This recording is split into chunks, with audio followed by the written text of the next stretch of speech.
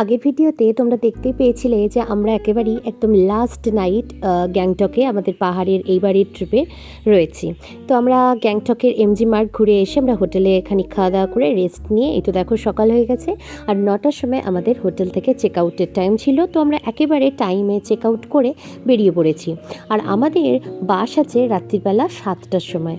তো অনেকটা টাইম আমাদের বাইরে থাকা। তো আমাদের যে ড্রাইভার দাদা ছিলেন উনি বললেন যে কোনো অসুবিধা হবে না, আমরা আস্তে আস্তে যাব, খাবো, একটু ঘুরবো, চিল করব, তারপরে তোমরা বাস ঠিক পেয়ে যাবে। কিন্তু হ্যাঁ, তাহলেও আর কি 2-3 ঘন্টা মতো ওয়েট করতে আমাদের হয়েছিল অনেস্টলি। আর বিভিন্ন রাস্তাগুলো একদম লুটে পুটে নিচ্ছি শেষবারের মতো এবছরের ট্রিপের আমাদের পাহাড়, এবং বেশ অনেক কটা দিন পাহাড়ে ঘোরা এবছর ঈদ মতনই শেষ। সামনের বছর আবার যাব পাহাড়ে।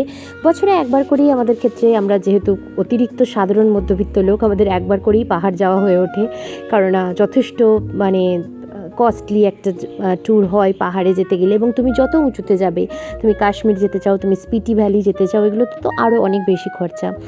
তো যাই হোক, সেসবের কথা মাথায় রেখেই আমরা এই বছরের মতো আমাদের পাহাড়ি ট্রিপের লাস্ট ডে আমরা একদম লুটেপুটে এনজয় করছি। এবং দেখো, আমরা কথা বলতে বলতেই চলে এসেছি একটা খুব সুন্দর জায়গায়। এই যে দেখতে পাচ্ছ, তিস্তা নদী সামনে দিয়ে বয়ে চলেছে আপন গতিতে, আর ঠিক তার পাশে তার ওই যে চড়া পড়েছে, সেই চড়ের উপরেই তৈরি হয়েছে এরম একটা সুন্দর রেস্টুরেন্ট। রেস্টুরেন্টটা ছিল অপূর্ব একটা জায়গা ছিল, এগুলো পুরো বাঁশ দিয়ে তৈরি ছিল। আর রেস্টুরেন্টটা তো জানো, পাহাড়ের ঘরবাড়ি যেরকম সুন্দর হয় সেরকমই। আর রেস্টুরেন্টের মধ্যে সেই সময় কাজও চলছিল, পাহাড়ি নদী বয়ে যাচ্ছে তার পাশে। এই রেস্টুরেন্টে বসে খাওয়ার মজাটাই ছিল একেবারে অন্যরকম, আর বেশ হাওয়াও দিচ্ছে। তবে উপর থেকে নিচে নেমে আসার সময় আমরা লক্ষ্য করলাম যে সত্যি করে বেশ গরম পড়েছে। সময় আমি এই ভিডিওটা করেছি সেটা এপ্রিল মাস ছিল, আর এপ্রিল মাসে প্রচুর গরম ছিল। আমরা মোটামুটি শিলিগুড়ির কাছাকাছি রয়েছি, তো সেই জন্য বেশ গরম ছিল। আর এই প্রাণীগুলোকে দেখো কি সুন্দর, বাঁদরগুলো। যে সমস্ত গাড়ি ওখানে জ্যামে আটকে যাচ্ছে তাদের প্রত্যেকের কাছ থেকে ওরা খাবার নিচ্ছে। তো আমাদের কাছে তো সেরকম কিছু খাবার ছিল না, সেই জন্য আমাদের কাছে হজমলা ছিল, ওই হজমলাই দিয়েছিলাম। কি করব, খাবার কিচ্ছু নেই। 3-4 দিনে পাহাড় যেন একেবারেই আমার অভ্যাসের মধ্যে হয়ে দাঁড়িয়েছে। পাহাড় নিয়েই সবসময় ভাবছি, পাহাড় নিয়েই কথা বলছি।